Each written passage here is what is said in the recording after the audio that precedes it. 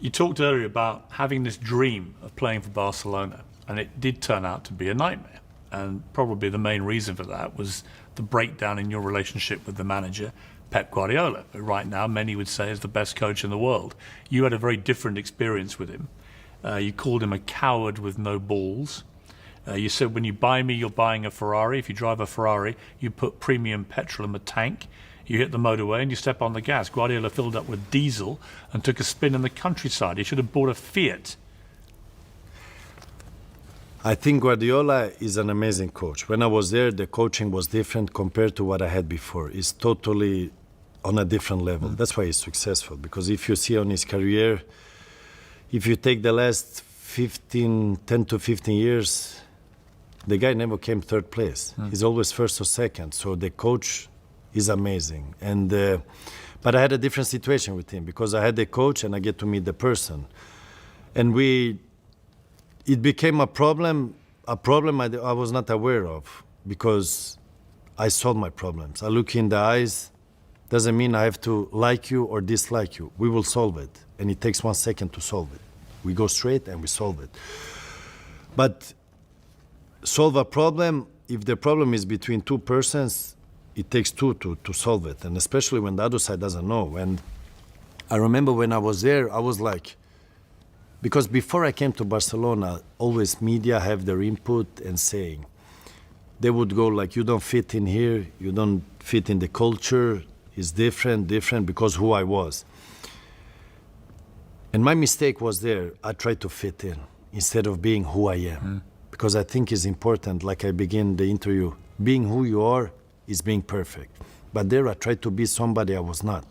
And I said to him, listen, if I have too big nose for you, you tell me. If I walk strange, you tell me. If I'm not good enough, you tell me. If you don't like whatever I do, you tell me. I resolve the problem. I leave. I'm not here to disturb. I'm not here to create. I'm just here to fulfill my dream. And I didn't hear nothing about it. The thing was, it kept, first 6 months was okay, everything was good. No, but the strange thing, the first meeting I had with him was like, remember, players here don't come with Ferrari, Porsche and that. Then it felt like, why? He was already judging you. But why? You call me every day to bring me here and then you want to send this message to me. Don't worry, I will not bring my car. And I didn't bring it. Didn't bring it for 6, 7, 8 months. And then I started the directors, because I would perform bad and the people above him would complain, but they said, we cannot engage if you don't open the door. So I would have to go to him and say, listen, what's going on? So I create a situation so the people above him could interfere, because they could not interfere if there was nothing. And I went to him, listen, can I talk? A friendly talk, like simple. Even I wrote it in the book. I said to him, listen, I'm not doing good. I think with the situation with Messi, putting him, I need more space. You brought me in, so I need my space to do my thing. Because the way you want me to play now is not, I'm not good enough. Then better you put the other players. So I was direct and open. And we spoke normal conversation, because I never had a problem with a coach in a professional way. So the case with him was the first time I had not discussions, because we didn't even come there, like a problem without knowing the problem. And he said in the end, which was cool, don't worry, I'll take care of this. I was like, okay, cool, everything is done. Next game, I'm on the bench. I said, okay, no problem. And I'm not the type that would go to the coach, why am I not playing? You should play me.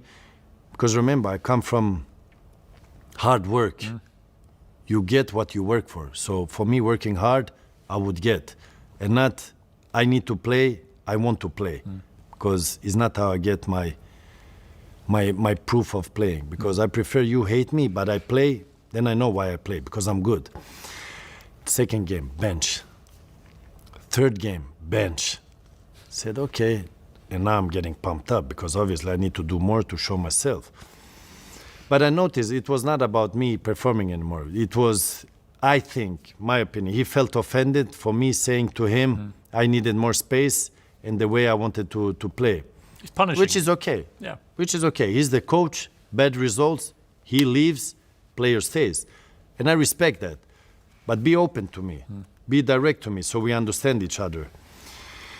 Fourth game, bench, and then I started to make noise because it's not okay for me anymore. Now I'm on the bench, and I'm on the bench because of a situation I created, not by my own, by my own choice, because of the people above him, because for them I was a big investment. And the fourth game, I bring my Ferrari, and I bring the Enzo Ferrari, and I knew it would create another situation. So I parked the car in front of his office.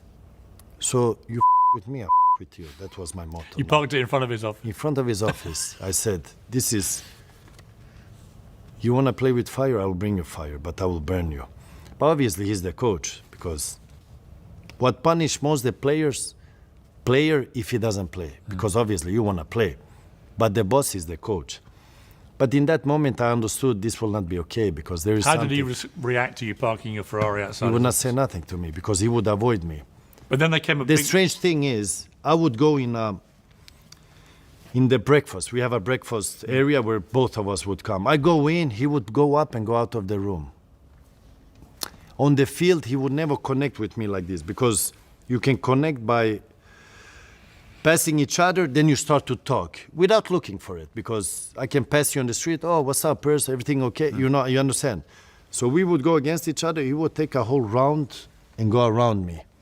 And then I noticed something was more than just the player, because it was too strange. Is that why you used the phrase coward with no balls? Yeah, because he would not confront his whatever problem he had. And he would use his right guy to resolve his problem. And probably he would say, now I don't talk about it, and is him still have it in the head, him still talking about it when this will come out. But you give me the question and I answer your question. So it's not me still think about it, No, I it's me understand. only answering. It came to a head as the dressing room incident after Barca lost to Inter. And it's alleged that you threw a training kit box across the room at Guardiola. Is that true? Versus him, yeah. Did you hit him? No, he didn't hit. How did he react? But was a message? No, he stepped out of the locker room. He will not confront me. He will not confront me. Like I see him, because I follow football, I see him in the press conferences now and that, saying his thing. This didn't happen here. So maybe become bigger man now. Have you spoken to him since you left? No. We met when I was in United. He was obviously in City. So you pass the players, but I would not see him there. And this is not me looking for him or something, because for me it's the past. Because what happened, happened. You cannot go back and change. You grow from that, you become different from that, you get experience from that. But what I know, his closest friend would stay out in the hall and wait for me to pass. And when I pass, he would come out. And the funny thing is, if I would see him, nothing would happen. Because for me, I'm a man, I take it as a man. If I have a problem, I resolve it. If he's watching this interview, what would you say? He would say, I still think about it, what would you say? I am crying about. No, I think he's an amazing coach. Don't get me wrong. I think he's an amazing coach. What he's doing, he changed the game 100%. He's being very successful. But as a man? As a man, I see him do some press conference. I see him, he has been stepping up, so he's not the one I know. I mean, that I met, so I'm happy for him. I mean, remember, we share the same dream. I was a professional player, he was a professional player, so I don't want any harm for him. Dislike or like, still we share the same dream. You cannot hate a person because of the situation like that. He thinks about him, I think about me. So, like I said, he's a coach, I'm a player, so I think about me, he think about him. He has his responsibility, I have mine. The difference is I resolve my problem if I have a problem.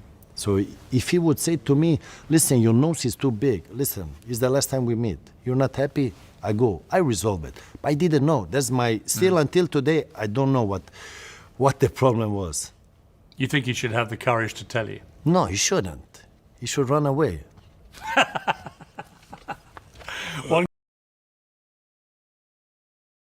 Il arrive au club, il dit « Ok, je prends cette équipe, ne sont pas dans mes plans Ronaldinho, Deco et Samuel Eto'o. » Non seulement il se trompe, et il se trompe profondément.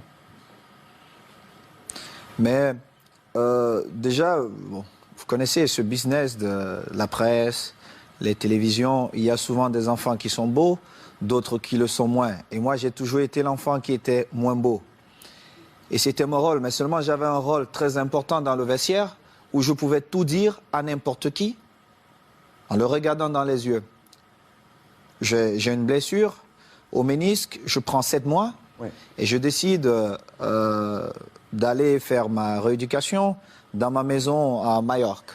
C'était une erreur parce qu'à ce moment-là, il n'y avait plus le dialogue. Et quand vous avez un vestiaire comme celui du Barça avec des grands joueurs qui ne peuvent pas se parler, il y a un souci. Parce que la force du Barça, c'est que c'était un groupe de jeunes qui aimaient s'amuser ensemble. Quand on rentrait dans un stade, on voyait qu'il y avait une certaine complicité. On partageait plus que des entraînements, plus qu'un match de football. On se retrouvait pour dîner, on se retrouvait pour danser, on avait nos petits secrets. Et tout ça, quand je reviens, était mort. Était mort. Et comme j'aime souvent dire les vérités, et pour moi, toute vérité est bonne à dire, évidemment, ce jour, Ronny se trompe parce que c'était le match, mon retour, c'était face à la Real Sociedad. Franck, qui me prend avant le match, il me dit « Est-ce que tu veux commencer ou tu vas attendre ?» Je lui ai dit « Franck, je préfère jouer les dernières 20 minutes en espérant que le Barça sera en train de gagner 3-0, voire 4. C'est plus facile pour quelqu'un qui a fait 7 mois sans jouer. » Mais malheureusement, ce n'était pas ça. Franck fait 3 remplacements. Et je suis toujours à l'échauffement. Et à un moment donné, je reviens vers le banc de touche et j'ai dit à Eusebio, on a fait 3 remplacements dont je vais aller m'asseoir. Simple. Moi, je n'étais pas fâché. Je reviens, c'est mon premier match. Je savais que j'allais jouer. À n'importe quel moment, je devais jouer. Et Franck, qui va en conférence de presse, et on lui pose une question. Mais pourquoi Samuel n'a pas joué? Il dit, oh, moi, je ne sais pas, mais je l'ai envoyé à l'échauffement et il n'a pas voulu. Mais pourtant, j'étais à l'échauffement et je suis revenu et il avait fait 3 remplacements. Et Ronny, qui ne parlait pratiquement jamais à la presse, ou quand il passait, c'était le sourire et il partait. Et il sort une petite phrase. Moi, à ce moment-là, je me dis, mais est-ce que ce mec est normal? Parce que si quelqu'un n'était pas exempt de tout reproche, c'était Ronny. Mais on l'aimait comme ça. Et on le savait. Mais moi, quand je parle souvent à Eden Hazard, je prends l'exemple sur Ronny. Je lui dis, Ronaldinho était le meilleur joueur au monde ou le meilleur joueur de tous les temps. Parce qu'il était incroyablement fort. Mais seulement un joueur qui ne s'entraîne pas tous les jours, au bout d'un moment donné, ça paye cash. Ça paye. Tu peux être Ronaldinho, tu peux être Messi. Si tu ne t'entraînes pas, monsieur Eden Hazard, au bout de 2 ans, on t'oublie. Et le football va tellement vite qu'il y aura un autre gamin qui va naître qui sera encore plus fort. Et c'était ça. Et quand Ronny le dit, moi j'attends le lendemain, personne ne s'excuse. 2 jours après, personne ne s'excuse. Je dis, mais ils ne sont pas bien dans leur tête, eux. Et alors là, je monte au créneau et j'essaie de remettre de l'ordre. Mais seulement, comme j'étais le fils mal aimé de la presse, on a tout mis sur moi. Mais ils ont oublié de dire, en 2006, Ludovic Giuli est souvent là avec vous. Franck n'a pas parlé au vestiaire pendant la mi-temps, quand on perdait face à Arsenal. C'est moi qui ai tenu le discours. Moi, j'ai parlé. J'ai dit ce que je pensais à chacun d'eux. Quand on est revenu, on a vu un autre Barça. On a gagné ce trophée. Moi, je m'en fous. Le plus important pour nous, c'était de gagner. Et il était inconcevable de voir un groupe de jeunes gamins avec autant de talent perdre match face à Arsenal. C'était inconcevable. Et du coup, comment vous avez pris ce message quelques semaines plus tard, lorsque Guardiola qui arrive dit « Moi, Eto'o, Deco, Ronaldinho, c'est dehors ». Mais j'ai d'abord rappelé à Guardiola qu'il n'a jamais été un grand joueur. Il était un bon joueur. Et c'est vrai.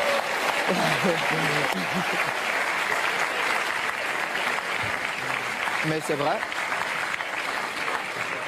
Je le lui ai dit. Et j'ai rappelé au passage, si c'est le coach Luis qui me le dit, je dis, ok, je ne peux rien dire. Comme joueur, on connaît aussi Pep, mais surtout comme entraîneur, Il n'avait rien démontré pour qu'il arrive dans un vestiaire comme le Barça. Il ne connaissait même pas l'histoire du vestiaire et qu'il se mette à dire certaines choses. Et en plus, ce qui me faisait encore plus mal, c'est qu'ils inventaient des choses que la presse relayait. J'ai eu cette discussion avec lui et j'ai eu une très très belle offre pour aller jouer 6 mois en Ouzbékistan où on me payait 26 millions de dollars.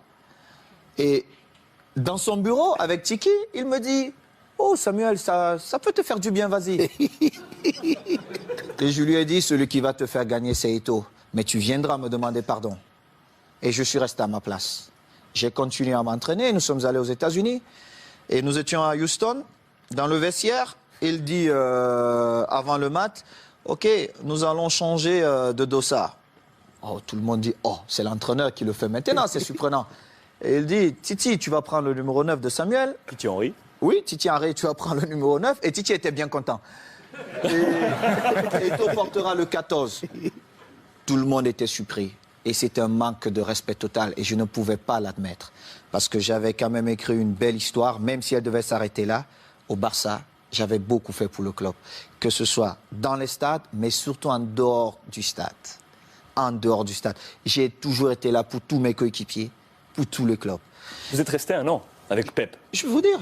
Alors, il joue, je suis au banc de touche. Quelques jours plus tard, on joue contre une équipe de Mexico, Chivas. Chivas. Et il a le malheur de me donner 20 minutes.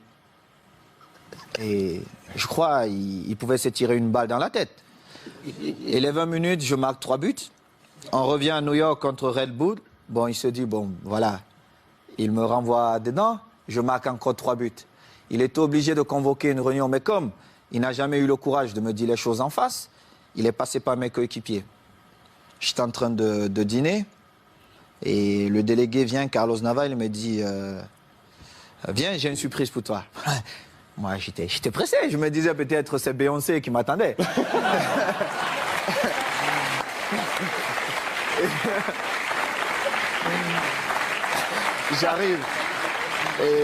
J'arrive dans cette suite et je vois Jorquera, Oleguer, non pas Oleguer, Puyol, Les jeunes du Barça. Léo, André, Xavi et surtout Victor, qui est l'un de mes meilleurs amis. Et Victor Valdés. Victor Valdés. Et je vois Pep qui est au fond. Et mon visage change. Parce que j'étais très agressif quand je voyais Pep. Mon visage change. Il n'a pas parlé. Alors, Makina, Xabi, il prend la parole, il me dit, bon, négro, comme on te l'a toujours dit, et on l'a manifesté, on veut que tu restes et il faut que tu trouves un terrain d'entente avec Pep. Et j'ai dit, moi, je ne parle pas à Pep. Il doit me présenter ses excuses parce qu'il m'a manqué le respect ouvertement à plusieurs reprises et je n'accepte pas ça. Moi, si vous ne me respectez pas, je ne vous respecte pas. C'est comme ça, la loi chez moi. J'ai souffert pour être là. Je respecte tout le monde, mais si vous ne me respectez pas, je ne vous respecte pas. Mais alors là, je fais le double, ou voire même le triple que ce que vous avez fait. Et Pep, il parle un peu en catalan, hein, tout ça, il trouve un peu des phrases difficiles. Et on commence la saison, j'ai parlé 2 fois à Pep. 2 fois. Une fois, c'est parce qu'il me demandait d'aller parler à Yaya Touré qui ne voulait rien savoir de lui. Et une autre fois, c'est parce qu'il voulait me donner des leçons. Comment un attaquant devait bouger. Je lui ai dit, mais Pep, tu as été milieu de terrain, tu n'as pas été un grand attaquant. Moi, je marque mes buts comment? Ce mouvement ne devait pas se faire comme ça. Et en plus, on était à l'entraînement. Et moi, j'ai fait un jeu sans ballon pour créer un espace pour Messi qui venait. Et en plus, Léo marque. Il me dit, non, il fallait faire. Je lui ai dit, mais toi, t'es pas normal, toi. En fin de saison, je marque, je crois, 35 buts. Et je marque le but qui nous permet de prendre l'avance face à Manchester à Rome. On se retrouve En finale de Ligue des Champions. Oui, en finale de Ligue des Champions. On se retrouve à la Corogne. Et à la Corogne, je marque 2 buts ce match. Et je devais partir jouer face au Togo avec les Lions. On a un dîner bien arrosé. Moi, je ne bois pas. Mais tout le monde s'est lâché un peu. Et il dit, oh, je vais porter un toast. Et puis voilà. Vraiment, il faut qu'on dise merci à Samuel parce que c'était une saison difficile pour lui, mais il a montré le grand joueur qu'il est. Tout ça. Un beau discours. C'est la première fois où j'ai fait confiance à Guardiola. Mais cela m'a coûté mon passeport pour l'Inter de Milan.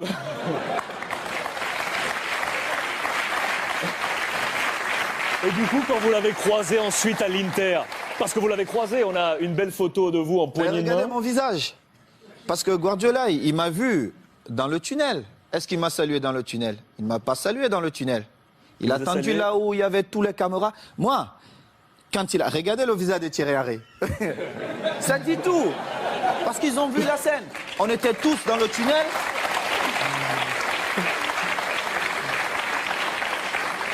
Regardez Léo Messi. Regardez le visage de Léo Messi. On était tous dans le tunnel. Il ne m'a pas salué. Il a attendu quand il y avait toutes les caméras pour venir me tendre la main. Évidemment, je ne pouvais pas refuser. Parce que le mal-aimé ou l'enfant détesté, on devait dire, ah, voilà, Samuel a encore fait des siennes. Mais seulement, les gens ne connaissent pas les dessous. Parce qu'il aurait bien pu me saluer dans le tunnel. Moi, j'ai eu des différences avec le code lors d'un match espagnol de Barcelone. Je ne sais pas si vous vous rappelez. à Majorque. Mais j'ai beaucoup d'estime pour le coach. Le Louis, football, c'était c'est ça. entraîneur de l'Espagnol. De l'Espagnol. Contre Majorque, Contre Majorque. vous Oui, êtes c'était envoyé un difficile. petit peu. C'était difficile pour le code, mais moi, je devais défendre Majorque et j'ai fait mon boulot. Et c'était pareil. Donc, c'est une histoire comme ça. Mais bon, après, on s'est retrouvés, Pep et moi, on a fait la paix et je suis content. Mais la vraie histoire, c'est celle-là. C'est que Pep, peut-être dans son envie de gagner, n'a pas respecté certaines choses dans le football. Et heureusement pour lui, j'ai marqué quand même 35 buts cette saison-là qui nous ont quand même permis de gagner. Chichi cette saison. Qui nous ont permis de gagner tous les titres qu'il a gagnés. Et il est bien content parce que c'était ses premiers trophées. Saison où le Ballon d'Or arrive dans les mains de Léo Messi. Mérité. Vous êtes 10e de ce classement Ballon d'Or cette saison. Je ne regardais même pas ça. Mais Léo l'a bien mérité.